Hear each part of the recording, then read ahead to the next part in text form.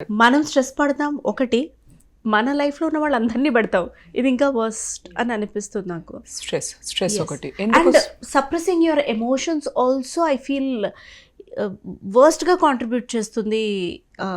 ఈ అంటే rather than suppressing the emotions, controlling is a different thing. If you are అంటే సెన్సిబుల్గా ఎమోషన్ని కంట్రోల్ చేయగలిగితే అది వేరు. సప్రెషన్ ఈజ్ ఫర్మ్ గా వెంట్ అవుట్ చేయగలిగితే వేరు, సెన్సిబుల్ గా కంట్రోల్ చేయగలిగితే, డైవర్ట్ చేయగలిగితే వేరు. కరెక్ట్. అంటే చెప్తాను స్ట్రెస్ వల్ల ఎందుకు హార్ట్ ఇంప్లికేషన్స్ ఉన్నాయి అంటే దానికి థియరీ ఉంది. ఇట్స్ జస్ట్ అంటే కాంటెంప్లేషన్ కాదు. స్ట్రెస్ వల్ల స్ట్రెస్ హార్మోన్స్ ఇంక్రీజ్ అవుతాయి.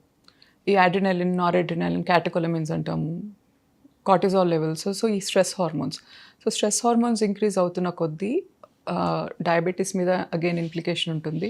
అంటే ఇన్సులిన్ రెసిస్టెన్స్, ఇన్సులిన్ బాడీలో ప్రొడ్యూస్ అవుతుంది మనకి, బట్ ప్రొడ్యూస్ అయిన ఇన్సులిన్ పనిచేయదు. So diabetes again. So insulin resistance is the root cause for diabetes. So diabetes plus ఈ స్ట్రెస్ హార్మోన్స్ వల్ల కాన్స్టెంట్గా బ్లడ్ వెజల్లో ప్రెషర్స్ ఎక్కువ ఉంటాయి, ఆర్టరీ స్టిఫ్నెస్ పెరుగుతుంది. So again implication on heart మీద కూడా డైరెక్ట్ ఇంప్లికేషన్స్ ఉంటాయి. Actually there is an entity called stress cardiomyopathy. Stress cardiomyopathy అంటే ఏంటంటే సడన్గా ఎమోషనల్ స్ట్రెస్ వల్ల, మోస్ట్ కామన్ ఇన్ విమెన్ దో, సడన్గా ఎమోషనల్ స్ట్రెస్ వల్ల beat physical are mental stress, అంటే ఆరోగ్యం బాగాలేనప్పుడు కానీ ఆర్ మెంటల్గా కూడా ఎక్కువ స్ట్రెస్ తీసుకున్నప్పుడు కానీ హార్ట్ సడన్గా పంపింగ్ తగ్గిపోతుంది. More than almost 75% of pumping ability తగ్గిపోతుంది హార్ట్కి. That's called stress cardiomyopathy. It's a different issue. 75% is huge, ma'am. It's a lot. And a patient will go into shock. It's called a cardiogenic shock. So that's a different entity again. It's not related to coronary artery disease. But then చెప్తున్నాను stress కి implications ఉన్నాయి అని చెప్తున్నాను. ముందు ఇది ఉంది కదా అని అన్ని విని దీనికి మీద మళ్ళీ మీరు స్ట్రెస్ పడకండి వద్దనే చెప్తున్నారు డాక్టర్. సో ఇవి modifiable risk. And then needless to mention addictions, smoking, alcohol, recreational drugs అంటే కొకైన్ అబ్యూస్, యాంఫిటమిన్, LSD, ఇవన్నీ డైరెక్ట్ హిట్. యాక్చువల్లీ కొరోనరీస్ చాలా సెన్సిటివ్ ఉంటాయి. They will suddenly going to sudden spasm అంటే sudden cut off అవుతుంది blood supply. Ma'am ఇక్కడ ఒక చిన్న doubt. నేను స్మోక్స్ తీసుకునే వాళ్ళతో కానీ ఆల్కహాల్ తీసుకునే వాళ్ళతో కానీ అన్ఫార్చునేట్గా డ్రగ్ చేసే వాళ్ళతో కానీ మాట్లాడడం జరిగింది పాస్ట్లో. ఓకే, దేసే నేను ఎవ్రీ పఫ్ ఆఫ్ స్మోక్ తీసుకున్నప్పుడు నాకు ఒక హై వస్తుంది. This is what they use this word. నేను బూజ్ చేసినప్పుడు నాకు హై వస్తుంది, లేదా డ్రగ్ తీసుకున్నప్పుడు నాకు హై వస్తుంది. అది ఇంపార్టెంట్ అని దాని మీద ఫోకస్ చేస్తున్నాను. సో ఈ బ్యాలెన్స్కి యాజ్ అ డాక్టర్ ఇంతమందిని ట్రీట్ చేశారు మీరు, what you have to say? That high is very transient. ఆ హై ఎప్పటి వరకు ఉంటుంది? ఈ drug effect or alcohol or smoke effect, స్మోక్తో నికోటిన్, ఆల్కహాల్, ఈ ఎఫెక్ట్ ఉన్నంత వరకే ఆ హై ఉంటుంది. But then you are facing the consequences later. Why don't you just అంటే ఈ అడిక్షన్స్ని ఎక్సర్సైజ్తో ఇఫ్ యూ కెన్ రీప్లేస్, ఎక్సర్సైజ్తో వచ్చే హై యాక్చువల్గా a good proper workout 1 hour every day, at least 5 days a week, 1 hour ఎక్కువ అనిపిస్తే అట్లీస్ట్ 40. అంటే ద మోర్ యూ ఎక్సర్సైజ్ ఈ వెల్నెస్ హార్మోన్స్ ఇంక్రీజ్ అవుతాయి, హ్యాపీ హార్మోన్స్, ఓకే, సెరోటోనిన్, ఈ హ్యాపీ హార్మోన్స్ ఇంక్రీజ్ అవుతాయి. So that high is ever lasting and it is having a positive impact on your health, cardiac health, mental well-being, physical well-being. That is a very soft point people will miss out on.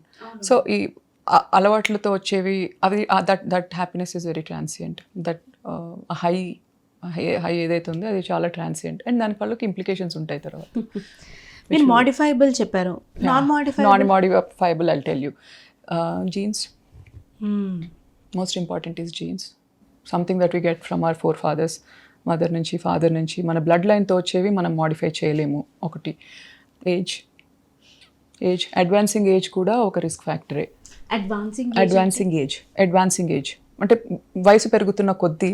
మరి చిన్నపిల్లల్లో కూడా వస్తుంది కదా? చిన్నపిల్లల్లో వస్తుంది, అది వేరు. But otherwise మీకు గుర్తుంటే ఒక ఫ్యూ డికేడ్స్ కి ముందు గుండెపోటు వచ్చింది అంటే ముసలోళ్ళనే వస్తుంది అనుకున్నాను, ఒక 70 మినిమం ఇంతకు ముందు. That's how it is. So age itself is a risk factor, but that's the fact. So that is still acceptable.